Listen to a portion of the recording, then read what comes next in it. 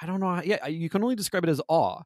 Like when I Yeah. was I don't remember how old I would have been when I played Ocarina of Time, but I think it was a teenager. So like as a No, we teenage don't need to boy, date. We don't need to date any of this. We have no idea how old we are when we played any of these games. as a 50,000-year-old man As a merging 50,000-year-old immortal in some sort of sentient body.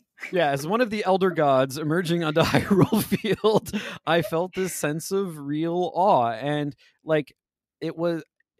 I don't necessarily. I wouldn't say it was breathtaking, but it like I remember that moment more than I remember any single moment in any game I've ever played for that reason.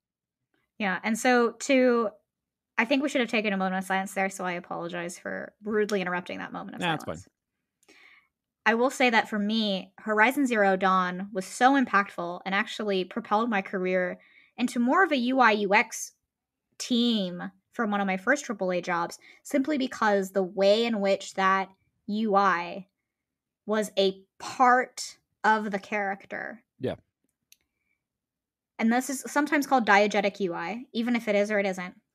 But the way in which that user interface and the UI design and the way you interacted with the world was so embedded within the world's larger narrative, the world's micro narratives, the mechanics of how you would want to engage on a moment to moment basis just completely changed me. Yeah. And as a designer and as a developer, not playing Breath of the Wild, but instead of playing Horizon Zero Dawn, Yeah. I wasn't really able to speak to the level design aspects of why Horizon Zero Dawn was great. I could, because I was a level designer at the time. Yeah. But I was actually more able to speak to how a robust user interface system in HCD was able to completely kind of change and transform its own narrative.